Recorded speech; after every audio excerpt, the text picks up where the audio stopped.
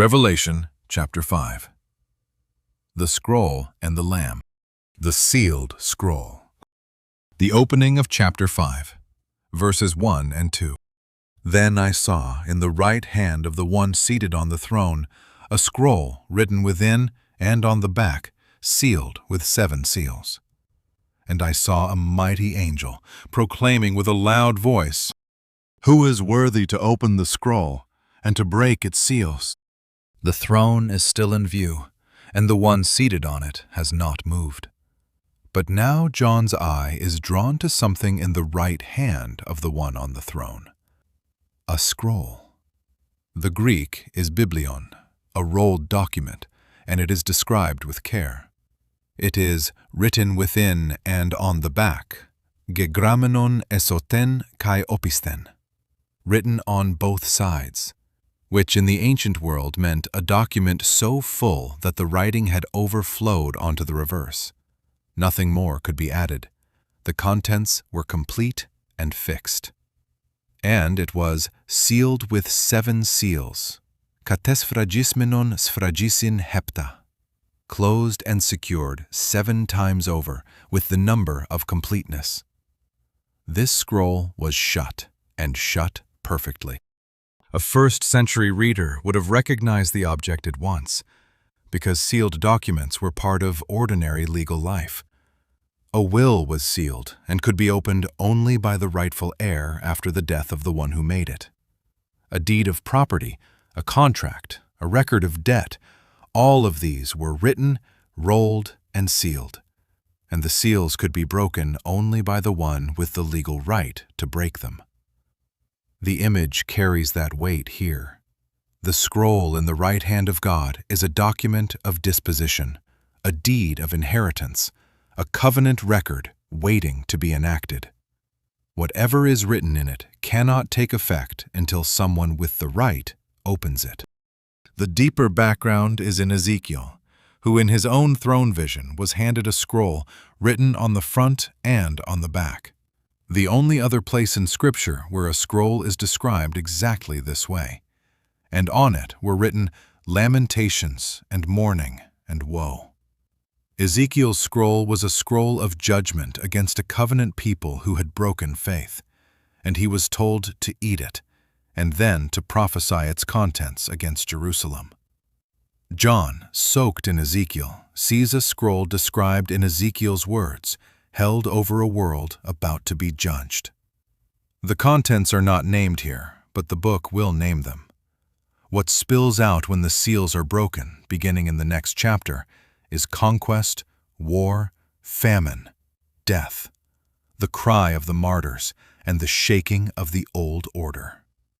The scroll is the sealed record of the things that must soon take place, the covenant judgments held ready in the hand of God, waiting for the one who is worthy to set them loose. And a mighty angel cries out with a loud voice the question on which the whole chapter turns. Who is worthy to open the scroll and to break its seals? The word is axios, the same word the elders used at the end of chapter 4 when they sang, "Worthy are you," to the one on the throne. The question is not who is able, who is strong enough to tear the seals. It is who is worthy, who has the right. Strength could break a seal. Only worthiness may. The whole cosmos is being searched, not for power, but for a person fit to act. No one was found worthy. Verses 3 and 4. And no one in heaven, or on earth, or under the earth, was able to open the scroll or to look into it. And I began to weep loudly, because no one was found worthy to open the scroll or to look into it. The angel's question goes out across the whole of creation, named in 3 tiers: heaven above, earth, and under the earth. It is a way of saying everywhere, every realm where any being might exist. And the search comes back empty. Oudeis, no one. Not one being in any realm could open the scroll, and the text adds a smaller phrase that deepens the failure. no one could even look into it. Not only could no one break the seals, no one was even fit to read what was written. The whole created order, angels included, the mightiest spirits included, stands disqualified. And John weeps. This is the only moment in the entire book where John records his own tears, and the Greek does not soften it. Ekleon polu. I was weeping much, an ongoing, heavy weeping. The text gives one reason for it, and only one. No one was found worthy. He does not weep for himself. He weeps because the scroll might stay shut. And a sealed scroll that no one can open means a world that stays exactly as it is, with the deed never enacted, the wrongs never set right, the prayers of the saints never answered. A word beyond the text. John gives us the tears and a single reason, and nothing of what moved beneath them. But it is worth standing for a moment where he stood. He had been lifted up and told, "Come up here, and I will show you." And the room had leaned toward an opening that did not come.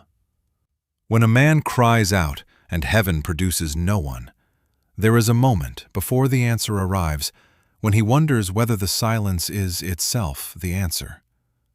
That fear is worse than the exile that put him on the rock. It is the dread of every faithful sufferer who has cried, "How long?" and feared the answer might be, "Never." The lion who is a lamb. Verses 5 through 7. And one of the elders said to me, "Do not weep. Behold, the Lion of the tribe of Judah, the Root of David, has conquered, so that he can open the scroll and its 7 seals." Into John's weeping, one of the 24 elders speaks, "Do not weep. Me klaie, stop weeping." The same comfort the risen Christ gave in chapter 1. Fear not. And then the elder announces the answer to the angel's question, and what he announces is pure strength and royalty. The Lion of the tribe of Judah, the Root of David. He has conquered. Both titles are messianic, and both come loaded with the expectation of a conquering king. The Lion of the tribe of Judah reaches back to the blessing of Jacob in Genesis, where dying Jacob calls Judah a lion's cub and promises that the scepter will not depart from him, that the rule belongs to his line.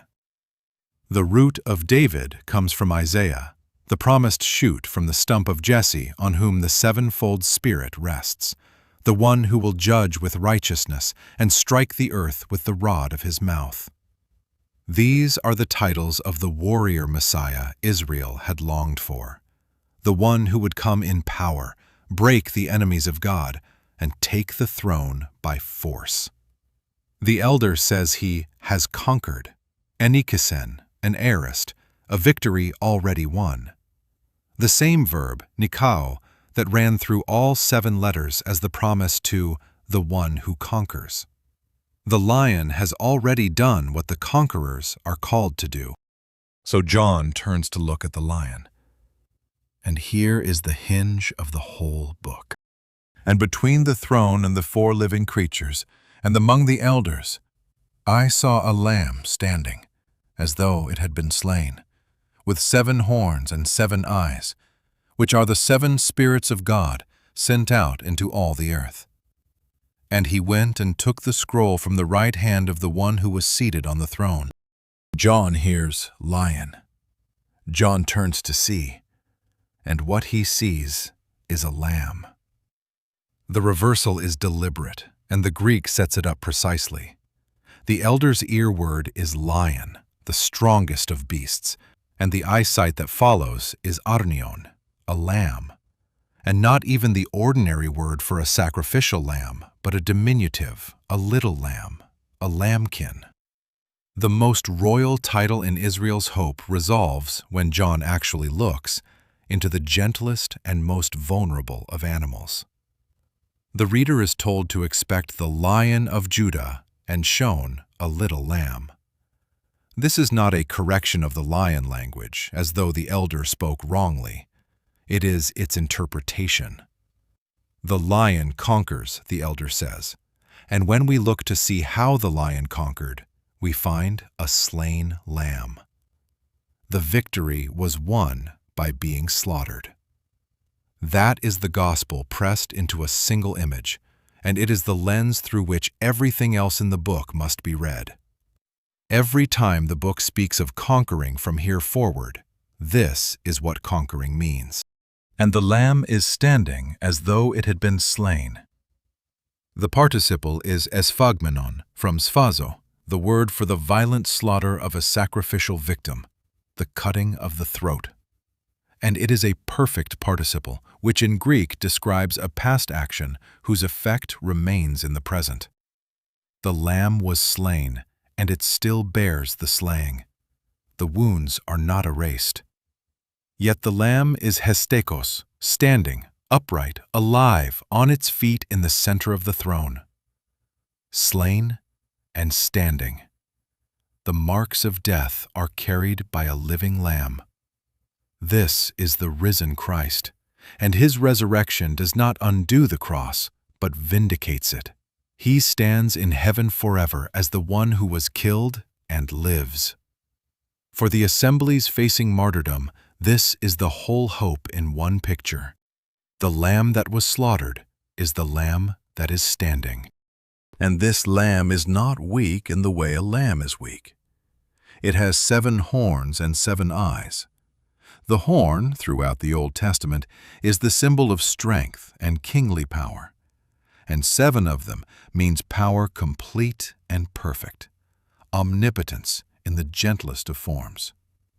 The 7 eyes are named for us, the 7 spirits of God sent out into all the earth, the same 7-fold Spirit that burned as 7 lamps before the throne in chapter 4. The eyes of God ranging over the whole earth, now belonging to the Lamb and sent out from him. The slain lamb holds the fullness of power and the fullness of the Spirit. He looks like the weakest thing in the vision. He is, in fact, the strongest. The paradox is the point. And then, without a word, the Lamb acts.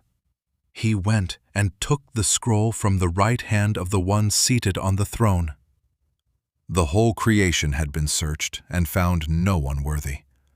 The Lamb simply walks to the throne and takes the scroll, and no voice objects, because this is the one the search was for. The taking is itself the answer to the angel's question. Who is worthy? This one. The act of taking the scroll is the quiet center of the chapter, and heaven erupts the moment it happens. The new song.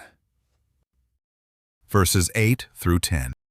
And when he had taken the scroll, the 4 living creatures and the 24 elders fell down before the Lamb, each holding a harp and golden bowls full of incense, which are the prayers of the saints. And they sang a new song, saying, Worthy are you to take the scroll and to open its seals.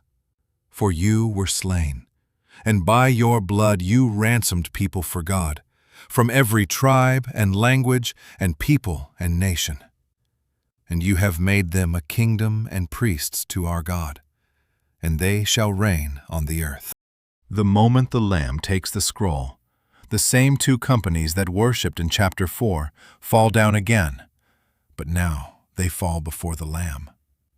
The 4 living creatures and the 24 elders, who in the previous chapter fell before the one on the throne, now give the identical worship to the one who was slain. Nothing in the text marks this as a different kind of honor or a lesser one. The Lamb receives what the one on the throne received. For a book written to people being killed for refusing to worship anyone but God, this is a deliberate and weighty thing. The slain Lamb is worshipped exactly as God is worshipped, and heaven sees no contradiction. Each worshiper holds 2 things: a harp, kithara, the instrument of the temple singers and the psalms of praise, and golden bowls full of incense, which John tells us plainly are the prayers of the saints. In the temple, incense rose before God as the people prayed, and the picture here is the same. Every prayer of every suffering believer, every "how long?", every cry that seemed to vanish unanswered, has been kept. None was lost. They are held in golden bowls before the throne, and at the very moment the scroll is taken, they are present, full to the brim, about to be answered. The opening of the scroll is the answer to those prayers. John wept that the scroll might stay shut. The bowls of incense show why the tears mattered, and why they are about to end. And they sing a new song, Oiden Kainen.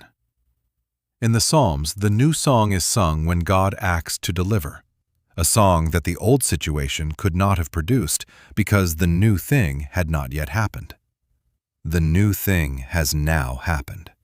The scroll has found its opener, and the content of the new song is the reason the Lamb is worthy, and it is worth noticing exactly where the worthiness is grounded. For you were slain, and by your blood you ransomed people for God. The Lamb is worthy to open the scroll of judgment not because he is strong, though he is, and not because he is the lion, though he is, but because he was slaughtered and bought a people with his blood. The right to unseal the covenant judgments belongs to the one who first paid the covenant price. Authority over the scroll is grounded in the cross. The word ransomed is egorasas, you bought, the word for purchasing in the marketplace, and behind it the world of buying a slave's freedom. The Lamb purchased people for God, out of every tribe and language and people and nation. A fourfold phrase that means the whole of humanity without exception of race or tongue. The redeemed are not from one people, they are from all of them. And what the Lamb has made of them is exactly what was promised to Israel at Sinai and declared over the assemblies in chapter 1. A kingdom and priests to our God. The blood-bought are a kingdom, and they are priests, and the song ends with a startling line. And they shall reign on the earth. Not in heaven only, on the earth. The purpose of the redemption is not escape from the world, but rule within it, the restoration of humanity to the dominion it was made for and lost. Where the song lands is not flight, but reign. Every creature in heaven and on earth. Verses 11 through 14. Then I looked, and I heard around the throne and the living creatures and the elders the voice of many angels, numbering myriads of myriads and thousands of thousands, saying with a loud voice, Worthy is the Lamb who was slain, to receive power and wealth and wisdom and might and honor and glory and blessing. The worship now expands outward in rings. At the center, the Lamb. Around him the 4 living creatures and the 24 elders who have just sung. And now, around them, a vast company of angels. Myriades myriadon, kai chiliades chiliadon. Myriads of myriads and thousands of thousands. A number deliberately beyond counting. The same uncountable host Daniel saw standing before the Ancient of Days. They take up the cry the elders began, Worthy, and they pour out a 7-fold list of what the Lamb is worthy to receive. Power, wealth, wisdom, might, honor, glory, and blessing. 7 attributes, the number of fullness again, everything that can be ascribed to a worthy one, heaped on the Lamb in a single breath. And the angels name him exactly as the new song named him, the Lamb who was slain. Even in the loudest acclamation of his power, the slaying is not left behind. He is worthy as the slain one. The wounds are spoken in the same sentence as the glory. And then the circle widens one final time until it includes everything that exists. And I heard every creature in heaven and on earth and under the earth and in the sea and all that is in them, saying, To the one seated on the throne and to the Lamb be blessing and honor and glory and might forever and ever. The same three tiers that were searched in vain at the start of the chapter, heaven and earth and under the earth, now with the sea added. The whole of creation, every single creature in it, joins the song. The search that began the chapter found no one worthy in heaven or earth or under the earth. The praise that ends it gathers every creature in heaven and on earth and under the earth and in the sea into a single voice. What was a silence of disqualification has become a universal anthem. And the anthem is addressed to two and yet to one. To the one seated on the throne and to the Lamb. The throne and the Lamb are named together, given the same blessing and honor and glory and might, and the four-part praise rises to both as to a single object of worship. The one on the throne and the slain Lamb receive one doxology. And the chapter closes the way the worship of heaven closes. The four living creatures said, Amen, and the elders fell down and worshipped. The Amen, the word that seals what is true, is spoken by the creatures nearest the throne, and the elders fall once more onto their faces. The drama that began with a sealed scroll and a weeping prophet ends with the whole creation on its knees, and the one word that means, So be it. It is true. So the two chapters belong together and must be read together. Chapter 4 showed the throne and grounded the worship of the Creator in the act of creation. You created all things. Chapter 5 brings in the Lamb and grounds a second worship equal to the first in the act of redemption. You were slain, and by your blood you ransomed. Creation and redemption, the two great works, the two great songs, rising to the throne and to the Lamb as to one God. And now the scroll is in the hand of the one worthy to open it. The prayers of the saints are full in the golden bowls. The new song has been sung. Everything is ready. What was sealed is about to be opened, and the things that must soon take place are about to begin. The reader has been shown the throne and shown the Lamb, and shown that the Lamb is worthy, precisely so that when the seals break and the judgments fall in the chapters ahead, there can be no doubt whose hand is loosing them, or at what price the right to loose them was bought.